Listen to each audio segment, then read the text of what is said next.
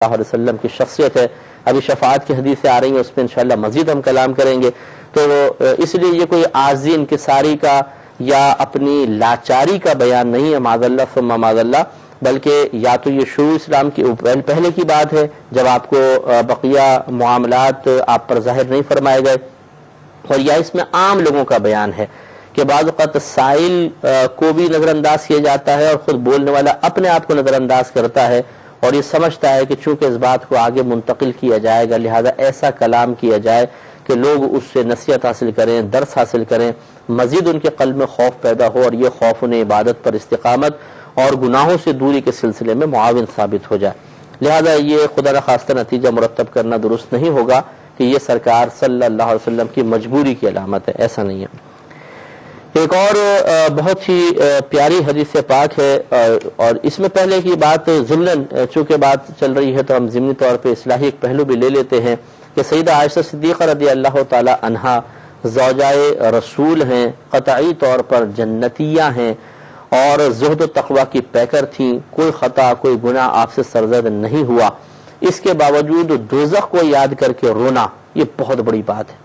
دوزخ کو یاد کرنا اور پھر رونا، ایک تو ہے کہ چلو ایک بیان چل رہا ہے، ایک کیفیت طاری ہوئی انسان پر، وہ الفاظ ذہن سے کان کی پردے سے ٹکرا رہے ہیں اور قلب میں ذہن میں ایک اثر مرتب کر رہے ہیں، انسان رو پڑا. لیکن ایک اپنی فکر کو اتنا طویل کرنا کہ آدمی بیٹھے بیٹھے غور و تفکر کرتے کرتے اس ایسی کیفیت اس کے اوپر طاری ہو جائے کہ آنکھوں سے آنسو جاری ہو جائیں، یہ بڑے کمال کی بات ہے. پھر ایک مجمع کثیر کے اندر آدمی بیٹھا ہوتا ہے تو ایک دوسرے کی کیفیات دیکھ کر بھی اثر قبول کر لیتا ہے، لیکن تنہائی کے اندر بیٹھا اور پھر اس کی آنکھوں سے آنسو نکل جائیں یہ اس کی سچی کیفیت کی علامت ہے جس میں بڑا اخلاص ہے اور وہ حقیقتاً خوف خدا یا حقیقتاً فکر آخرت میں مبتلا ہے. اس انعام کو اللہ تعالیٰ نے اس کو عطا فرمایا ہے کہ ایک بند کمرے میں انسان بیٹھا ہو، کوئی خارجی ایسی چیز نہ ہو کہ جس کے اثرات قلب پر مرتب ہونے کے بعد انسان کی آنکھوں سے آنسو نکال دیں، کوئی چیز سن بھی نہیں رہا کہ قلبی کیفیات کی تبدیلی کا سامان ہو جائے، اس کے باوجود وہ رو پڑے، یہ بہت بڑی بات ہے. لہٰذا ہمیں بھی غور کرنا چاہیے کہ ہماری والدہ سیدہ عائشہ صدیقہ رضی اللہ تعالی عنہا گناہوں سے محفوظ ہونے اور نبی کریم صلی اللہ علیہ وسلم سے خصوصی نسبت رکھنے کے باوجود اتنا روئیں، اور ہم کثرت گناہ کرنے کے باوجود ہنستے رہیں، مذاق کرتے رہیں اور اپنے گناہوں کو فراموش کرتے رہیں، یہ قطعی طور پر غیر مناسب بات ہے. میں بہک سکوں نما کوئی اور ہے. مزید حدیث ہے ترمذی کے حوالے سے، حدیث نمبر 5324 ہے اور سیدہ عائشہ صدیقہ رضی اللہ تعالی عنہا ہی اس کے راویہ ہیں، اور بڑی مزید بہترین یہ حدیث ہے جس میں نبی کریم صلی اللہ علیہ وسلم نے آخرت کے احوال کا ذکر فرمایا. اور ہمیں سوچنا چاہیے اس پر کہ ایک شخص نبی کریم صلی اللہ علیہ وسلم کے سامنے حاضر ہوا اور عرض کی یا رسول اللہ صلی اللہ علیہ وسلم، میرے کچھ غلام ہیں جو مجھ سے جھوٹ بولتے ہیں اور میری خیانت کرتے ہیں، میری نافرمانیاں بھی کرتے ہیں، تو میں انہیں گالیاں دیتا ہوں اور مارتا ہوں، تو میرا ان کے متعلق کیا حال ہوگا؟ اللہ تبارک و تعالی ہمارے درمیان کیسے فیصلہ فرمائے گا؟ رحمت کونین صلی اللہ علیہ وسلم نے ارشاد فرمایا کہ جب قیامت کا دن ہوگا تو ان خیانتوں، نافرمانیوں، جھوٹوں کو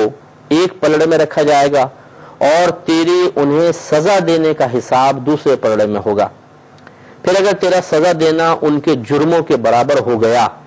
تو یہ برابر ہو گیا، نہ لینا ہے نہ دینا ہے، نہ تجھے مفید ہوگا نہ مضر ہوگا. اور اگر تیرا انہیں سزا دینا ان کے قصوروں سے کم ہوا تو تجھے ان پر بزرگی حاصل ہوگی، یعنی اللہ تعالیٰ فضیلت دے گا، تجھے ثواب دے گا، تیرے درجات بلند ہوں گے. اور اگر تیرا سزا دینا ان کے قصور سے زیادہ ہو گیا تو اس زیادتی کا تجھ سے بدلہ لیا جائے گا. وہ اس طرح کے تیرے مثلا دیگر حدیثوں میں جیسا ہے کہ نیکیاں نکال کر ان کے نامہ اعمال میں ڈالی جائیں گی یا ان کے گناہوں کا وبال یہ شخص سہے گا. سیدہ عائشہ صدیقہ رضی اللہ تعالیٰ عنہ فرماتی ہیں تو یہ سن کر وہ آدمی پیچھے ہٹ گیا اور چیخیں مارنے لگا. تو نبی کریم سے یعنی خوف خدا کے باعث ان کے منہ سے چیخوں کی آوازیں نکل گئیں. نبی کریم صلی اللہ علیہ وسلم نے فرمایا کہ کیا تو نے رب کا یہ فرمان نہیں پڑھا کہ جس کا آیت سرکار نے پڑھی، جس کا ترجمہ ہے کہ ہم قیامت کے دن انصاف والی ترازو رکھیں گے تو کوئی جان کچھ بھی ظلم نہیں کی جائے گی. اگر رائی کے دانے کے برابر عمل ہوگا تو ہم اسے بھی لے آئیں گے، ہم کافی حساب لینے والے ہیں۔ گویا کہ سرکار نے فرمایا تم پہلے غور کر لو کہ وہاں حساب و کتاب ہوگا ہر چیز کا۔ تو وہ شخص بولا یا رسول اللہ صلی اللہ علیہ وسلم، آپ کی یہ بات سن کر میں اپنے اور ان غلاموں کے درمیان جدائی سے بہتر کوئی بات نہیں پاتا ہوں،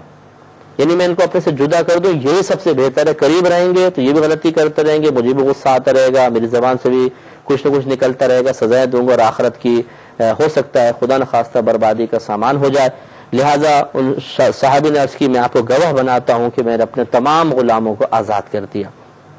تو یہ بڑی بات ہے۔ معلوم یہ ہوا کہ یہ ہمارا عقیدہ ہے کہ کوئی بھی ظالم میدان محشر میں چھوڑا نہیں جائے گا، چاہے دنیا کے اندر کتنی ہی اس کی سورس ہو، کتنی اس کے پاس فورس ہو،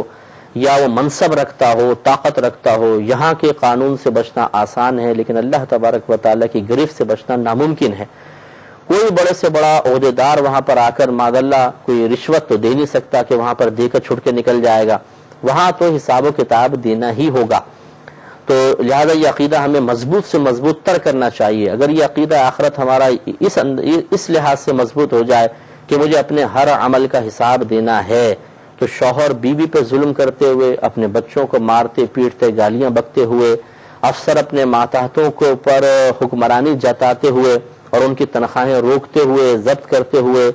اور اسی طریقے سے جو یہ استاد بنے ہوتے ہیں اور پھر چھوٹے بیچارے کام کر رہے ہوتے ہیں، پانا پکڑا رہے ہوتے ہیں، بات بات میں ان کو مارنا، ڈانٹنا، ڈپٹنا، ذلیل کرنا سب کے سامنے، ایک ایک چیز کا حساب ہوگا۔ اسی طرح جو استاد ہیں، اگر کوئی قاری صاحب ہیں، حافظ صاحب ہیں، وہ ڈنڈے مارتے ہیں بچوں کو، یہ بھی ہمارے ہاں جاہلانہ رسم ہے۔ میں بہت معذرت کے ساتھ کوئی قاری صاحب سن رہے ہوں تو ناراض بھی نہ ہو کہ ہمارے ہاں یہ غلط طریقہ ہے کہ ہم بچوں کی نفسیات کو سمجھ کر ان کو ذہنی طور پر تیار کر کے علم دینا نہیں چاہتے، بلکہ ٹھونسنا چاہتے ہیں، روب قائم کر کے ڈرا کر مار کر ڈنڈے کے خوف سے پڑھانا چاہتے ہیں، جس کا نتیجہ نکلتا ہے کہ بچہ سہم جاتا ہے، اس کی پوری ذہنی صلاحیتیں کام نہیں کر پاتی ہیں، کیونکہ خوف ان صلاحیتوں پہ غالب آ کر ذہنی تعمیر کو بھی روک دیتا ہے اور ذہنی صلاحیتوں کے صحیح استعمال کو روک دیتا ہے۔ اور قاری صاحب کہتے ہیں کن ذہن بچہ پڑھ کر ہی نہیں دیتا، اتنے ڈنڈے مارتا ہوں پڑھتا نہیں ہے۔ وہ پڑھتا اس لیے نہیں ہے کہ آپ کا ڈنڈا دیکھتے اس کے ذہن پر خوف طاری ہو جاتا ہے، جو اس کے حفظ کی صلاحیت کو، یاد کرنے کی صلاحیت کو، ایک ذہنی صحیح استعمال کی صلاحیت کو روک دیتا ہے۔ تو قصور تو آپ کا ہوا کہ آپ نے اتنا پریشر کیوں قائم کیا، لیکن بہرحال یہ غلط طریقے ہیں۔ لیکن یہ نہیں ہے کہ استاد ہونے کا مطلب ہرگز نہیں ہے، یہ نہیں ہے کہ جتنا مرضی مارو، ہڈیاں توڑ دو، گوشت پھاڑ دو، منہ پہ چہرے پہ نشان پڑ جائیں بچوں کے، بالکل نہیں۔ میدان معاشر میں استاد کی بھی گرفت ہو سکتی ہے۔ جیسے یہاں پر یہ تو غلام تھا، آقا تو غلام پہ بہت زیادہ حق رکھتا ہے، تو استاد شاگرد کو تعزیراً مار سکتا ہے، اس کا انکار نہیں، لیکن جانور میں انسان میں فرق ہوتا ہے۔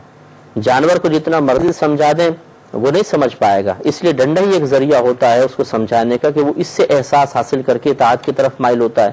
لیکن انسان کے پاس ذہن ہے، عقل ہے، شعور ہے، اگر ہم اسے سمجھائیں گے وہ قابل علم ہوتا ہے، یعنی علم کو قبول کرنے والا ہوتا ہے، وہ سمجھے گا بچہ، اور پھر ایک دفعہ ذہنی تعمیر کر دی جائے تو جلوت میں ہو خلوت میں ہو چلتا رہے گا۔ لیکن جس کو آپ ڈنڈا مار کر چلائیں گے وہ آپ کے سامنے چلے گا، لیکن جب تنہائی میں پہنچے گا وہ بالکل نہیں چل سکتا ہے۔ لہٰذا اس حدیث پر غور کرنے کی بہت زیادہ ضرورت ہے۔ وآخر دعوانا ان الحمدللہ رب العالمین۔ میں بہک سکوں یہ